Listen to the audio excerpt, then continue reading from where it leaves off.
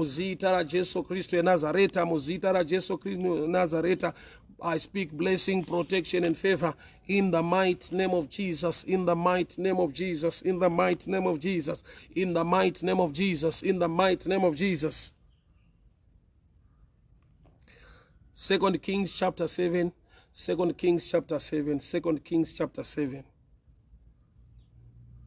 Makatabo Shamaila Bazada.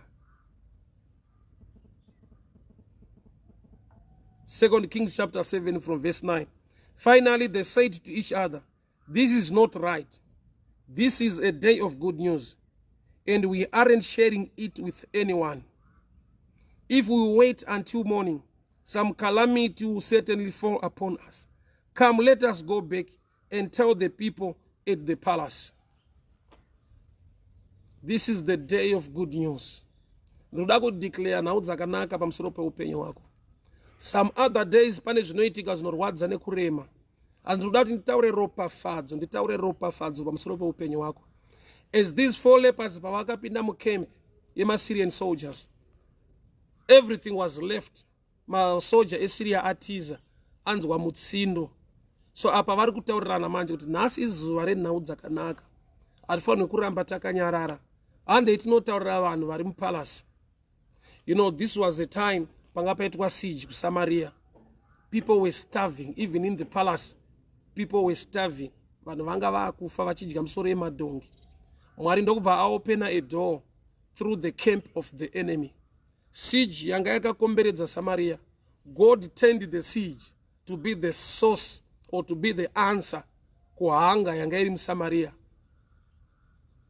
So the 4 lepers pavakapinda mukempi muterritory, ndo pavakaudzana kuti zvatasangana nazvo nezvatawana izvi asi zvinhu zvekunyarara.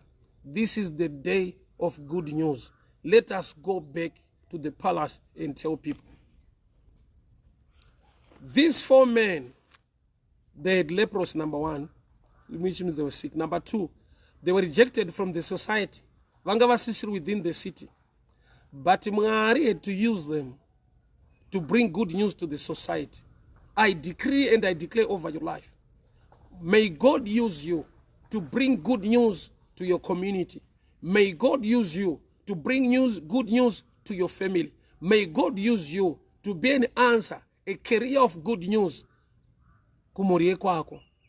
Bandiri kunamata mangwanani ano. Awa makavasarudza Mwari. They were rejected by men, but selected by God. They were rejected by men, but you chose them, oh Lord. Use them to bring good news. A turnaround to the city, a turnaround to the family, a turnaround to the society. In the mighty name of Jesus Christ of Nazareth, these 4 lepers were rejected people. They were sick people. They were not part of the people respected in the society. Nokuti vaiva nechirwere chaigona kutapukira kune vamwe. So vanga vakaburitswa muguta. So they were outcast, but God chose them and He used them to bring good news to the city. These 4 men, they just represent Matthew, Mark, Luke, and John, which is the gospel of Jesus. These are the first 4 books of the New Testament, and the Anonzima Gospels or the Synoptic Gospels. Anonareta nyasha za Kristu, kuya kwa Kristu nekufira vanhu pamuchinjikwa. So these 4 lepers, they represent the gospel, which means by the reason of the gospel of our Lord Jesus Christ, muvhangeri raKristu Jesu rawakatenda, may God use you. May God sing you out to use you to bring good news kuguta rekwenyu. Iwo hadzigone kuva good news kana usina kusangana neansa yezvinhu zvawaichemera muupenyu. Hadzigone kuva good news kana utano hwako usina kudzororwa panzvimbo. Hadzigone kuva good news kana mari yawaishingaira kutsvaka isina kubatika. Hadzigone kuva good news kana promotion yawaitsvaka usina kusangana nayo. Hadzigone kuva good news kana zvawaichemera nekutsvaka muupenyu sina kuzadzikiswa. I decree and I declare, this is the day of good news. You will hear good news. Good news in your phone. Good news at your workplace. Good news in your marriage. Good news in your relationship. Good news in your career. In the mighty name of Jesus Christ of Nazareth, the 4 lepers were used by God to bring back good news to the palace. These people were rejected people. Vanga ordinary. But nokuti Mwari avapa the grace. They get a tap into the blessing. isati yaonekwa nevanhu nyange vari kupalace. Inzwa matauriro awo hanzi, let us take this news even unto the palace. Chakavaburitsa muguta vanga vaine lepros, chiri kuvadzora back muguta good news, which means the gospel of the good news rinoita override zvaitariswa nevanhu kuti varegere kukugamuchira.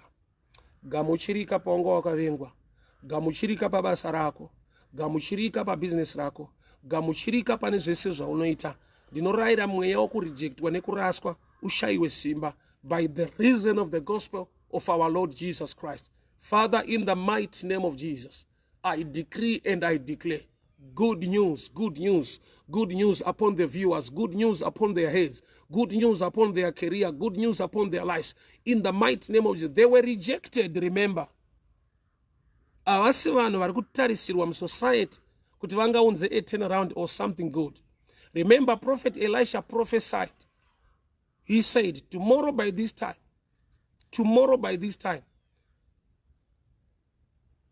zuva racho ndokubva rakwana.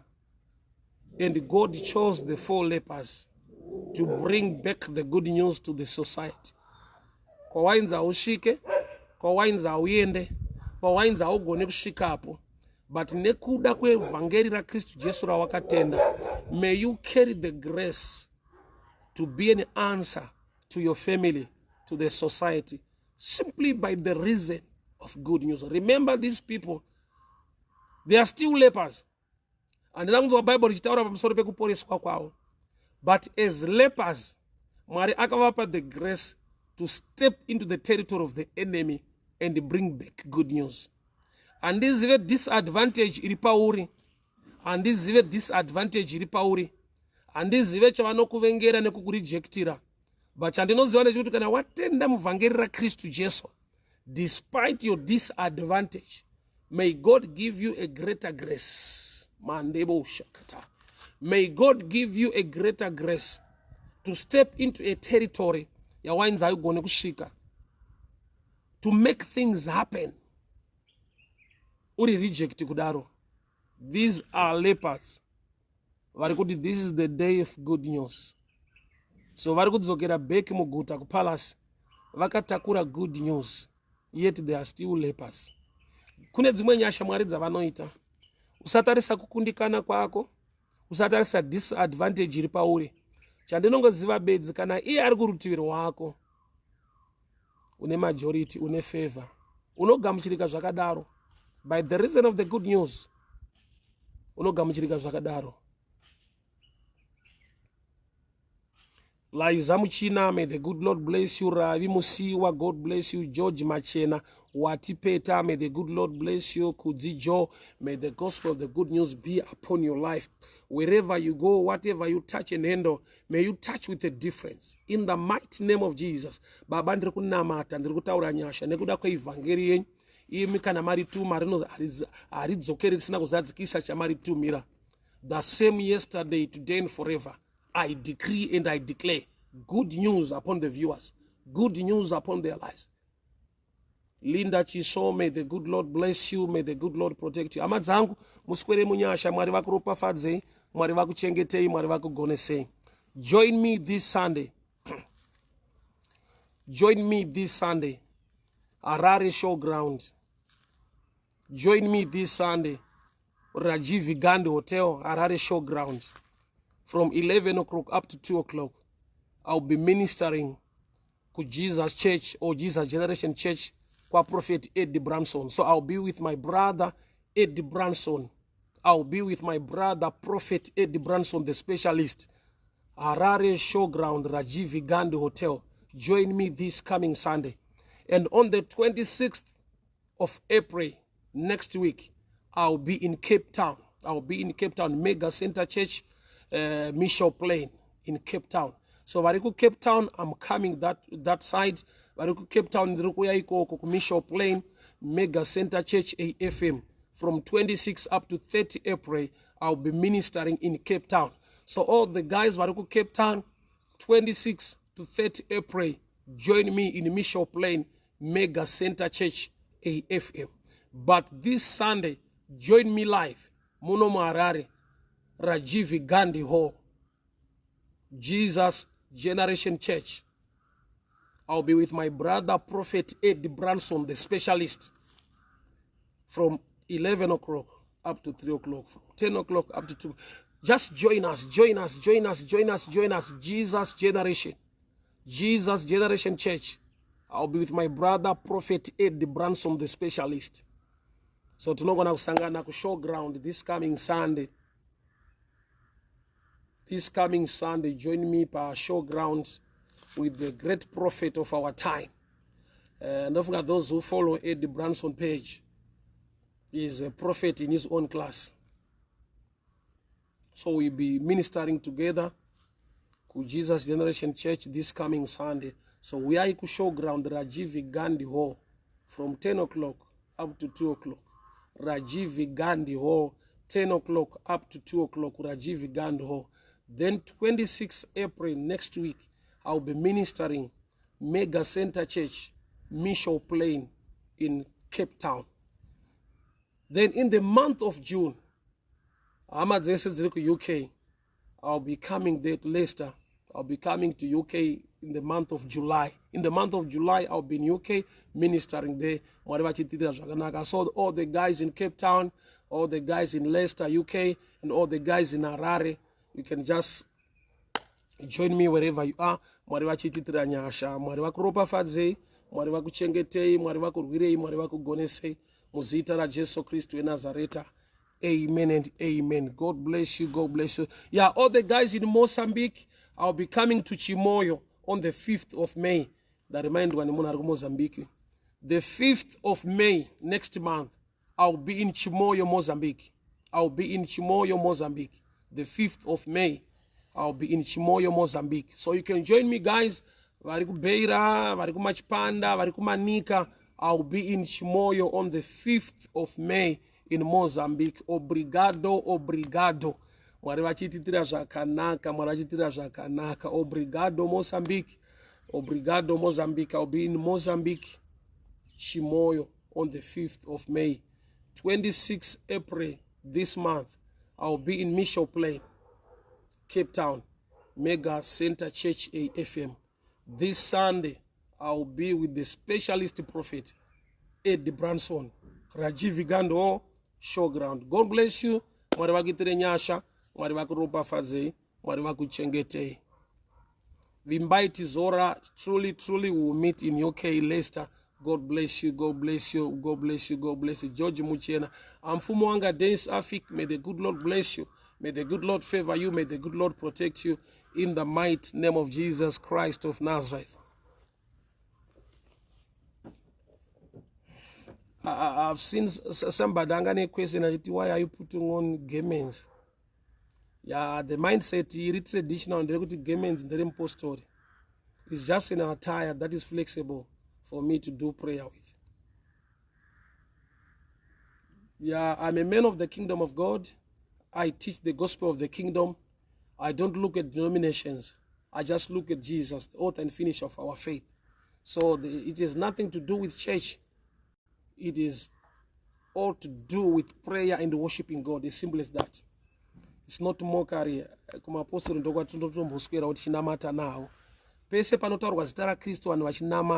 I'm a man of the kingdom. I overlook what is called denomination.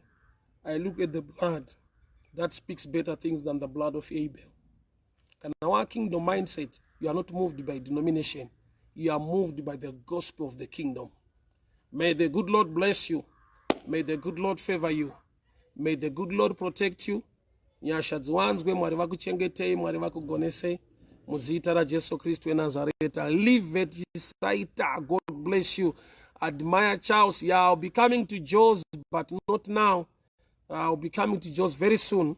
But very soon I've got some guys who are to ship at Johannesburg. Raymond Rimani, may the good Lord bless you. May the good Lord favor you. Deben and send an invitation like now.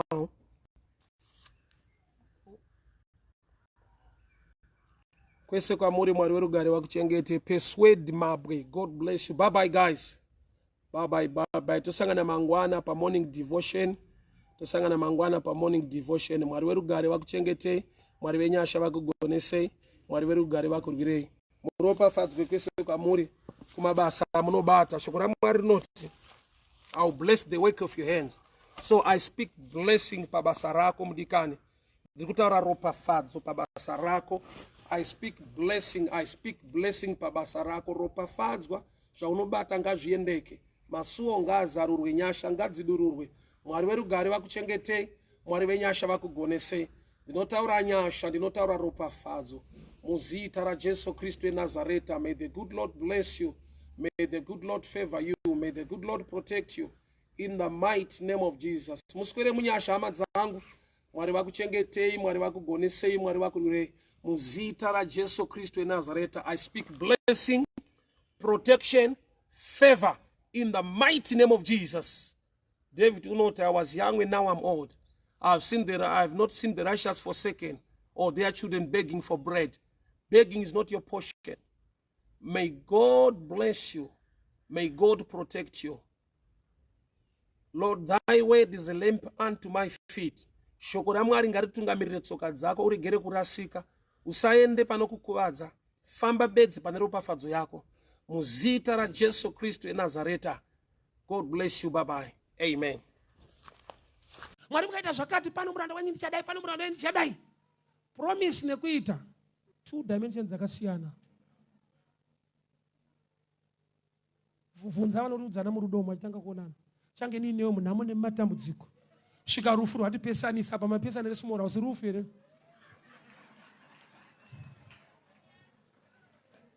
Madrama anoitwa pakuchatai. Maskits kaya. Munhamo nematambudziko, simora usinamu. Kana zvakuita zvakanaka, dai Mwari atibatsira.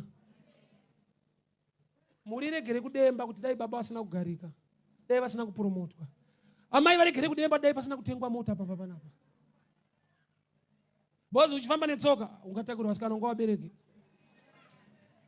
Baba kana zvekutakurisa zvapo padanyasha zhinji. Vachimisa zvauzo iwo ramba kadai. Anenge atoo Mwari.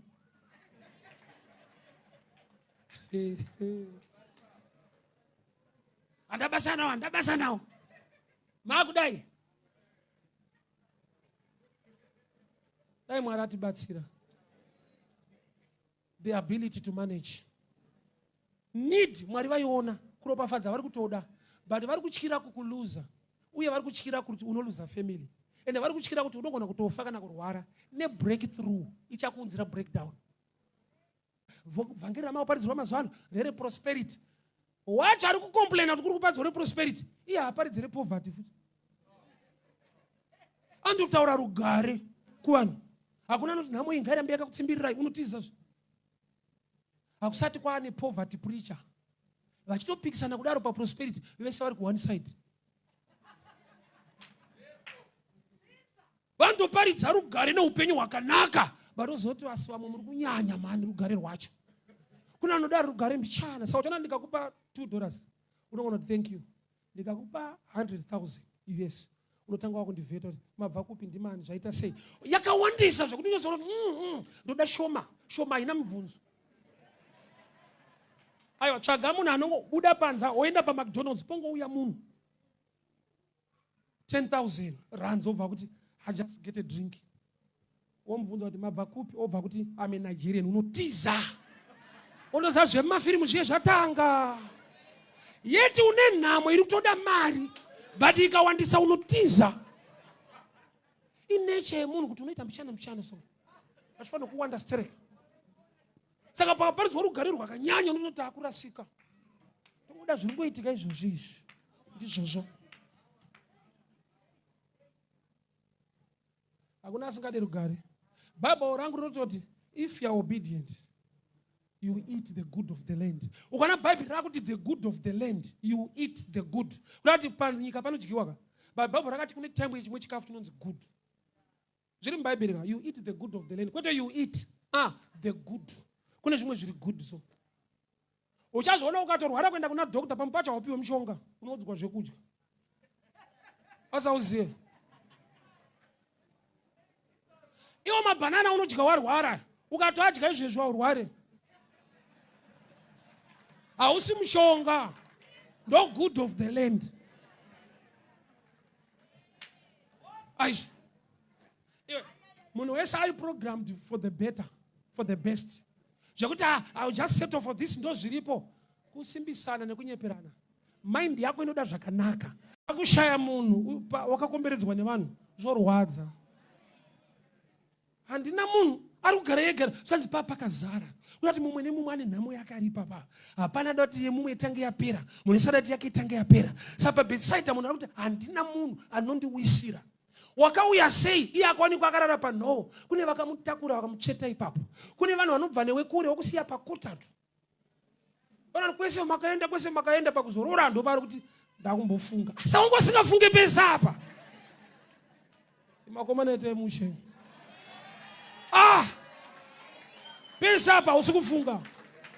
Chidana nemunhu muchienda out muchidi yekurorano ndada. Wada kufunga. Tine vanhu vakaiswa naMwari as maforerunner ebreakthrough neblessing yeupenyu hwako. Madzimwe nguva hauvafarire, but Mwari ndo vaakasarudza, ndo pane problem manje. Ukavatarisa so havana kufita vaite, but Mwari ndo vaakati iyi ndiyo tafura ichadonha chingwa chezvauri kutsvaka. Choice yaMwari sometimes inokuita mess up pamaqualities ako nekuvheta kwako. Qualify, asiriye, but according to God is the right person. Gideon, kana uchikatora muranda wako pura uende kukembe meMidiana, unonzwa kuti vari kuti kudii. Munhu akataura a dream akainterpreta was a non-believer. MaMidiana vakainterpreta ndarota chingwa chebhari chipanza musasa. Zvikanzi hakuna mumwe ndiGideon. Message iyo haisi kubva kwaIsraeri, iri kubva kumaMidiana. Ngwarira kuti Mwari vanoshandisa munhu wausingade kuinterpreta life yako. Kana ari Joseph kuti azosvika pachigaro chekutonga akatanga arapandura hope dzevanhu vasingabhadhare vasungwa. Mumwe musungwa ndiye akazoudza Faro kuti tiri kujeri kune mukomana anozvigona izvi. Pamwe pacho ita zvaunofungidzira kuti hazvibhadhare, but it's taking to another level. Problem yako ndeyekuti unongoti kana zvisina mari handite, kana pasina chiri kudzoka handite. Learn to build a name that will attract blessing. Takaita singabhadhare zvakazobhadhara. I remember ndikupa matestimony nezuro. Paneto paridza pastreet papa, vanhu vaingombera maoko todzokera kumba netsoka. But one day somebody said, I'll give you a stand in Borodeo, because I saw you preaching one day in the streets. Musi wacho ndakatodzokera kumba ndofunga waitofura kuti kushaya basa. Takananga kuBorodeo. Tishaya basa takananga kuBorodeo. Tiri papa. Zvimwe zvinhu hazvibhadhare today, but when you are doing it unto the Lord, He is faithful, and He will never forget your effort and your strength. Bhururu Bhaibheri rangu rinoti haasekwe munhu chaanodyara unokohwa. Uchakohwa, ramba uchiita zvakanaka muimba yaMwari. Zuva rekuko haumbosvika mukufa usina kukohwa, hazviite. He is not unjust to forget. He stole from people, he stole heaven. Imagine a thief making heaven by deeper revelation of understanding that although we are at the same level, same cross, same insult, but Lord, help me. If you can see the Lord in pains, the Lord in thorns, the Lord breathing, you are mature. Sometimes the Lord will bleed. It takes those with their spiritual eyes to see, despite the bleeding, this man can change my story. Lord, when you come, remember me. Amen.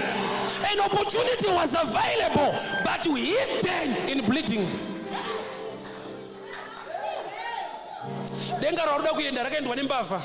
Jesus. A different dimension of seeing things. The other thief was very stubborn, very quiet. He was not aware. Remember Ruth and Naomi? Naomi preached a message. She said to Oprah and Ruth, just go back to your fathers, to your gods. I can no longer give birth to a son that will marry you. And Ruth said, your God, That's where the difference is. Your God, your ability, I don't care, but your God is able. Your God will be my God, which means I've taken the spiritual now. I'm no longer partaking the natural. The natural cannot give me a son, but your God can.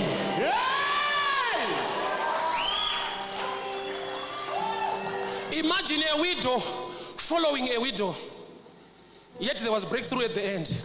Imagine Joseph giving a request to another fellow prisoner that when you are out, remember me, not another lawyer, not another man, another magistrate. He's giving a request to another prisoner. There are people who carry two things. They are thirsty and they've got waters. Amen. They are bleeding and they can take you to heaven. Amen. Only if you knew. Only if you knew.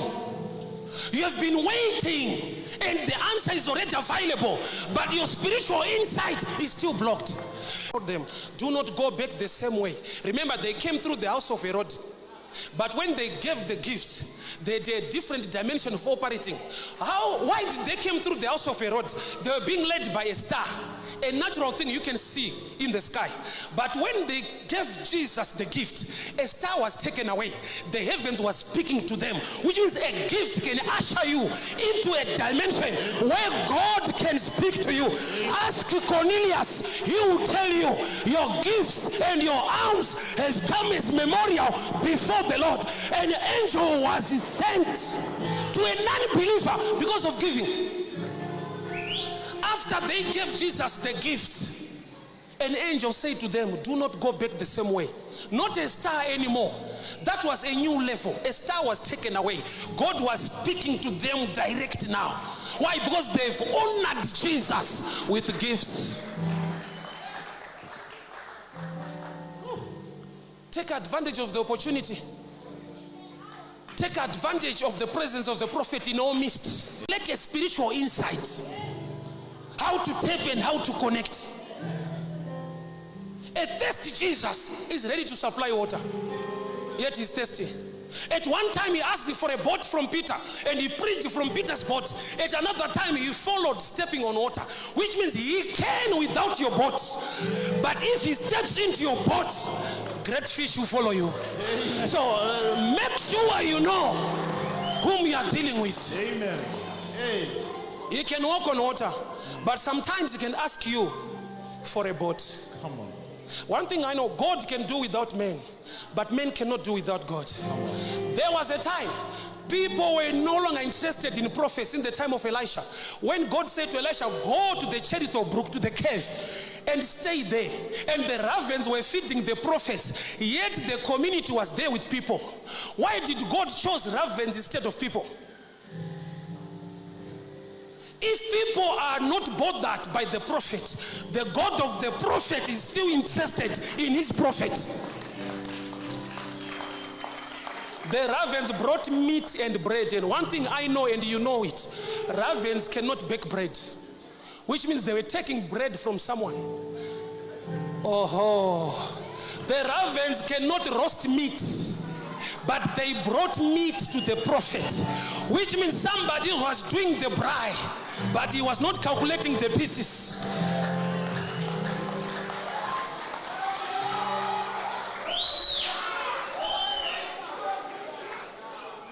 And let me give this any understanding. When Elisha was given a word by God to go to Zarephath, he met a widow, and the widow said, I've got just a little flour and oil left. Huh? She does not have a husband. There are only two, but they are also running dry. There are not many in the house, but they're already running dry. I've got a little flour, little oil. Oh, so I suspected she was the one who bread was being taken from. But she's already running dry. There are times you need to have this an insight. Don't allow the ravens to give bread to the prophet while you stay around. Amen.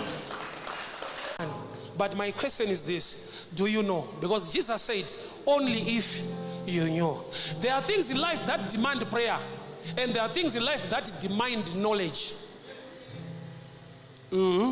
Jesus did not overcome the devil by praying. After prayer and fasting, the devil came. Which means sometimes the devil will come when you have finished prayer and fasting. What will make the devil run is your level of knowledge.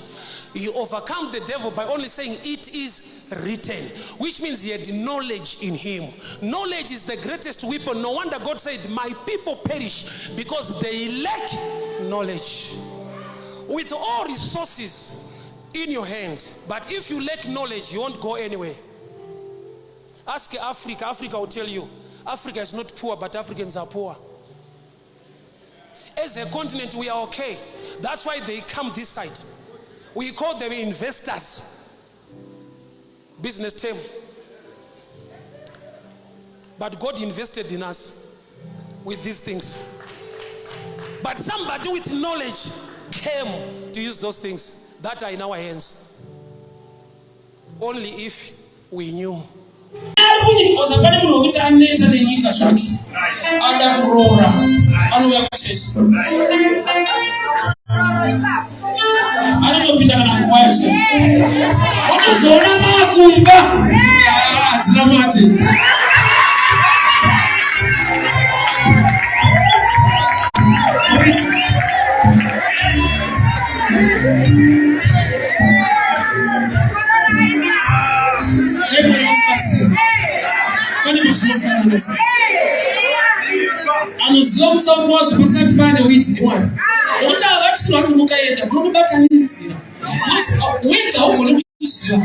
But I will send harvesters. Not to finish, not to one of my opinion.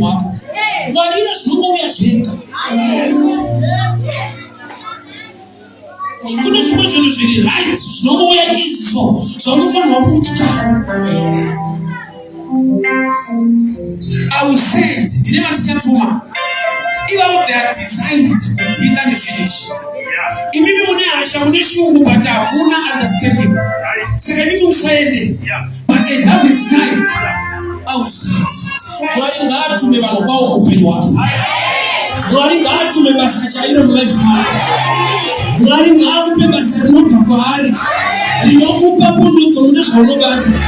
Glory God to me, open you up. Glory God to the faith. Glory God to me, so I cannot open you up. Kude wakawa yaweka ila ukweti. Glory God to me, boss, but you won't asma basi. Glory God to me, kina ni kwete kwenga. Glory God to me, nyasha mjitewa towa. Kude sefe, chauzo ni mwani mpeni wako.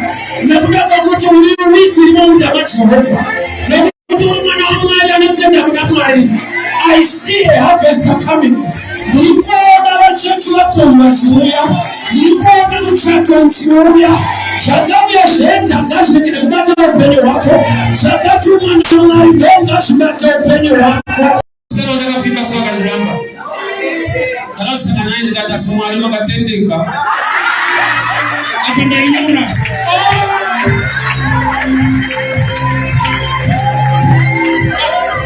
Unasaka timari kama mina mateo kesi. Nuita problem. Bani mina mateo rufano usiena nayo. Because iwa usiwele mangwana usiwele mangwana. Mwani wano usiwele mangwana. Kune muna right na asasi right mangwana. So when you want to go to the Sabbath moon here, you know what's you know. If you want to battle more, what also now see how does you want to get to some battle.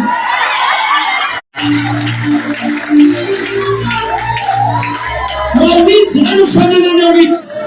Munasika kuda, I don't find another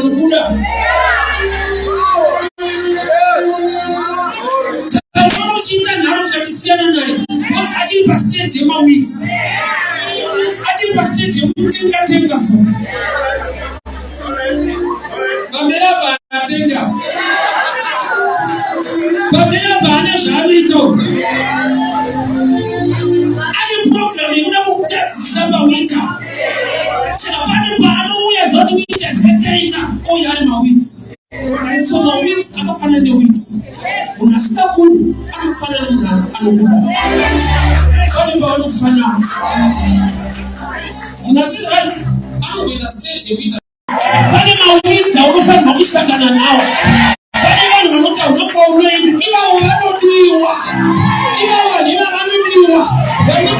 unosvika unotaura achievha vanhu ivavo vanodiwa nokuti kana vanaro vanodenha mwari wako nokuti bhaibheri rakunoti when the enemy comes like a flood, which means standard haisimudzwa nokuti mwari vakuda, standard inosimudzwa nokuti wakamakwa, pane zviri kuuya against your life.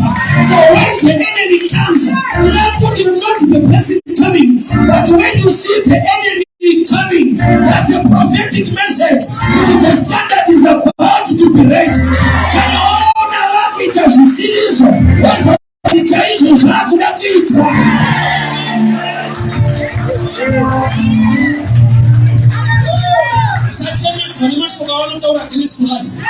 Continue to praise and worship God, because the prophetic word that you grow and harvest time panotokoro wachete inokwana nguva yekukora witi zvisina kuti kumuda kwakaita pawiti inokwana nguva yekumudirira kwako zvisina kuti kune varoi vakamuka kumushabeni nekuda pakuti there is a prophetic word upon your life.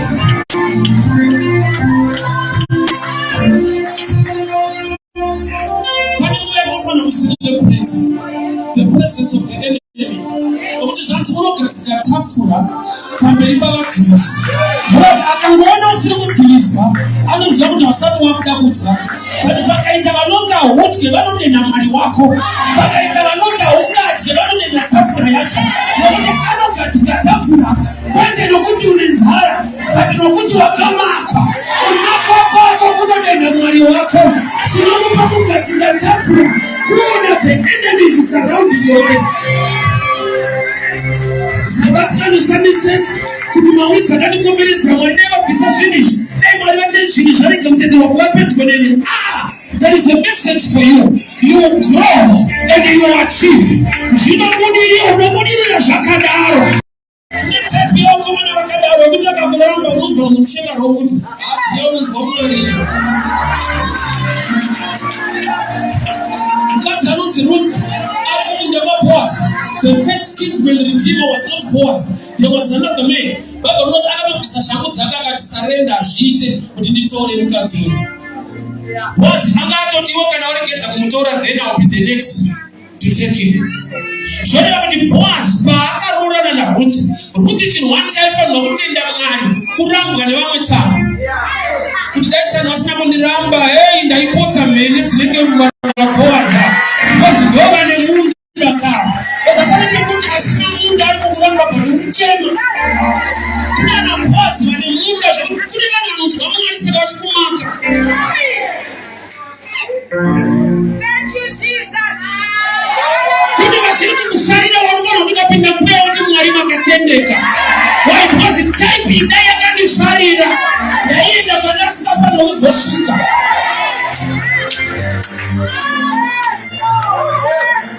I see the way the chairman weeds. You know, I was what you just grow like that. So you could have shut down. And the wheat, you know, she got by no coho.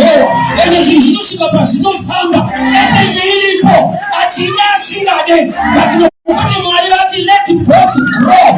Let the Japanese in my wheat. Do you know that the devil trusts you without destroying? That is power. Why? Because Bible don't give the devil a chance, which means according to God, the devil does not have chance. So also you are able to samupe. Don't give, not you have the ability to give or to deny the chance. The devil has no power. I don't trust your power. Can also work with to destroy yourself. Pani panotomira kuti utaure zviri negative kuti agone kushanda nezvakanaka. Nokuti chaanoziva anozoti wakafirwa naJesu upenyu hwako hunofanira kuendeka, but anozoshanga wakutaura kuti tingaende kupi tingaitei obozasaka hazive. Munoverei kusaziva ataura ega. Church, hear me very well. My weeks are go, but I wish you under for your own good. It's focus by enemy. It's a focus by Calvary. Kabasara kabatwa. Why? Because by utapedza nguva uchida kushanda neene kuti ndila nayo. Urikadza kubuilda upenyu hwako muna Kristu wacho. amene akakuti gorero unochiona urari iye akabisa pakona zvekuti kana zvinotaurwa zvese zvese akakuitira haunzwi. Kumusha kwedu kune ngozi kwakaurayiwawo kwajesu kwawakauya akatourayiwawo futi. Yauri kuti Zai ine munhu pasi kwawakauya kune munhu pasi. Marara akacreate space. Vanhu vakawana breakthrough nekuda kwemarara. Marara tinoatsvaira tichibuditsa panze. But marara ndo akacreate kuti vanhu vagone kupinda mumba. Chinhu chinonzi hachina basa, but ukachiita une kutenda Mwari vanokupa breakthrough. Success haisi pakuita zvinhu zvihombe. Success ndeyekuva naMwari mukuru pazvidiki zvaunoita. Ndokushamisa nekugona kunoita Mwari kuti success haibve pane zvakakura. Success inobva mukutenda kwakakura kwauinako pane zvaunoita. Kunyika kwataiwa kune vanhu vanotenda to a level yekuti anobva kana zviri zvipfeve chinobva kumba chine empty redoro kwete nemari yedoro empty. Anodzoka akadhakwa. Anotenda kuti ndo umwe chete rombe wanda ashaike kutenda. Ane faith yekutodaro zvekutodaro. Asina munhu akakweretesa mari andoza kuti ndodzoka ndakadhakwa. Kunze uku kwaita type inotenda. Kunze kuine rima kuchityisa, unoona mwanasikana akamira murima machitamira vanhu murima. Iwe kunze famba uenda apa unoti kwasviba kuchafambika. But ipa pane mwanasikana asina kana banga kana shii akatopfeka mini akamira murima imomo. Kune vanhu vane kutenda kuri panze. Jesu akati kutenda kwenyu kwakasaita sekwemaFarisi.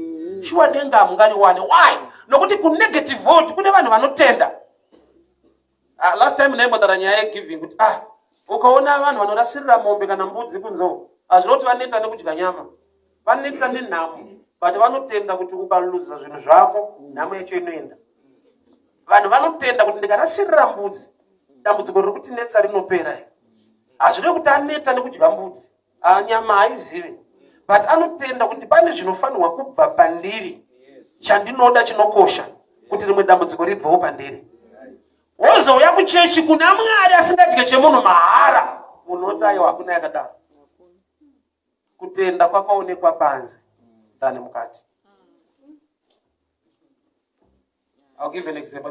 Ndaibva ku all night prayer. Tiri kunonzi kwadzana. So ndaibva ku all night ndichienda kumbasa ndefura pane night club. Ndakaona varume vainwa dore papo wandobva ndishedza zvanzi. Kutaura kuno mwako zvanzi. Vadziziva rezi. Dzinoparidza manje kuna first town. Tinombovarairwa. Unoona unovarairwa kavasingadzidzi anything vanokuvarairwa. No mazina atinoita. Paridza feedback here. Zvanzi dzinotivaraidza but pastor haisusu manje tiri vechi vegasi but since unotivaraidza mufundisi wangu papa nemunhu aitengesa uku. Zvanzi shamwari ipa mufundisi wangu hukumbira. Shuwa ndakandodya mabhuroira esapota kwete ekutenda.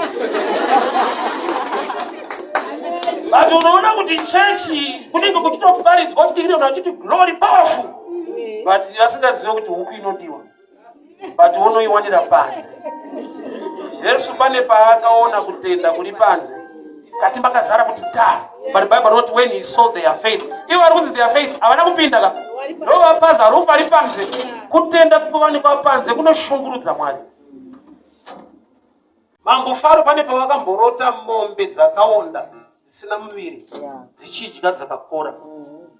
Picture iyoyo makore atikurama ndo yaakutoitika. Yekuti kuri kuendwa nababa kunonzi kusmall house kwakutarisa nekumba kwavabva unoona kuti mombe dzakaonda dzisina kuti nakei dziri kubvuta dzimba dzemombe dzakakora. Zviri normal hazisisiri normal. Zviri kupengesa vanhu nezviri kudiwa nevanhu ukazitarisa unozunza musoro. Remember, Moses' family were the first family to be given salary, money. His mother was paid for breastfeeding Moses. You know that? Slaves are not given salaries. But Moses began to deliver his own family financially. Amen. In Egypt. May God give you the grace. May you deliver your family. May you deliver your family. May you, God use you to deliver your family. I prophesy a financial door over your life. Finances must locate you. Be a breadwinner. Be a special person in your family. I receive. Woo. Imagine being paid for doing your right by breastfeeding your own child. They were still in Egypt, but the mother was on payroll. They began to handle money in Egypt. No matter how tough the economy is, may you carry special grace to get that money in a season like Egypt, in hard times like Egypt, when others are crying as slaves, but may your family rejoice. Amen. People are different. May you carry a different grace. They will fight many people, but when they come against your life, may you carry a different grace, that even the enemy will testify on your behalf. May the witches testify on your behalf. They will tell other people, we bewitched a lot of people, but when it comes to this girl, when it comes to this boy, this one is a special grace. I receive. So Pharaoh went on to have a meeting. They will gather, they will discuss, but one thing I know, the power of the prophetic word will prevail. So the midwives, naturally, there are people professionally, they are trained to help when you are about to deliver. That's their profession. But spiritually, they were instructed to kill. That's the dangerous part of things in life, when you don't have the prophetic understanding.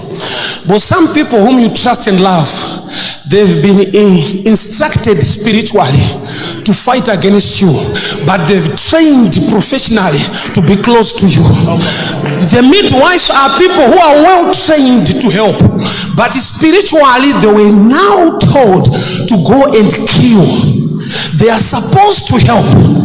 Professionally, naturally, that's their training. So sometimes if you walk carnally, naturally, without a prophetic understanding, you welcome your problems, because your problems are trained. They've been instructed to come to you in a professional way, so that you sometimes you accommodate your problems thinking that they are there for you. But if you lack a spiritual insight, thank God for the prophet. Amen.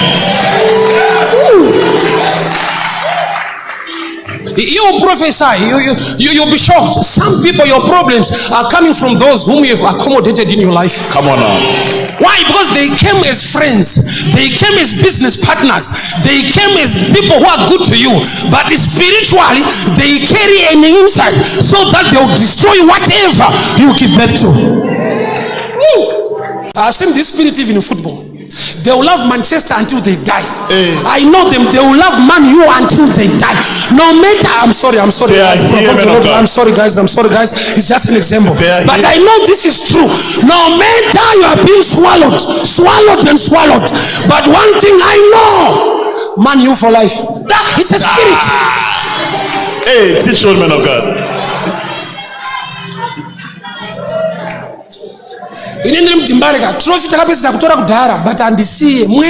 I support Dynamas, and you just want the trophy way back, but I won't leave it. It's a spirit.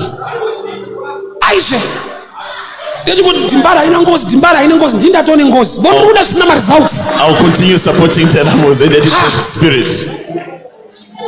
May that spirit be not in you, be to the side of winners. Amen. Join the winners. Amen.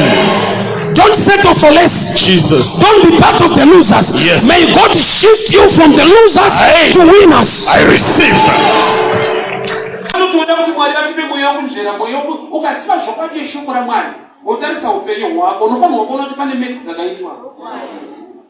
Hii life ya ndiko na mafani paka exchange wa.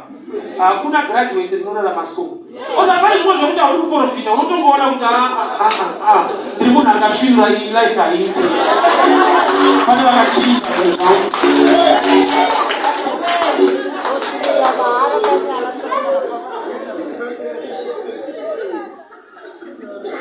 Mazate garagulo tsukwatana kugeto so geto ananokuvira pa temi kasacheni kama newspaper chifumu taura pamusoro pepolitics, pamusoro pebhora. Kune mumwe mudhara wataiona so aigona kutsanangura from page 1 politics kusvika kumasports achiziva zvese. But ukamutarisa inoziva kuti uyu akasotwa.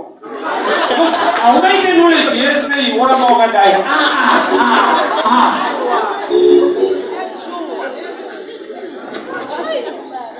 Pamwe pacho hazvidi kuprofita, zvoda kuti utarisa. Ndakatarisa ndikanyatsoona kuti even prophet vasati vataura vakabirwa.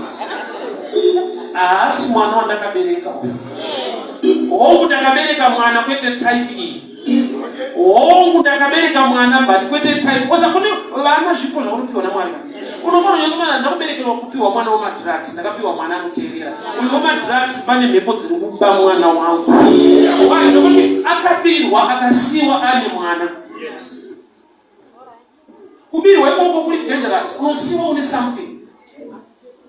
And something yacho yakafanana nezvaenda. Une mari yaunobata. Dhimoni hazvidi kukutarisa kubata mari. Urikutarisa kubata mari yaunofanirwa kubata. Saka unogona kusatoziva kuti andiri kubata ishoma isiriyo. Nobva unozokuti soul of life.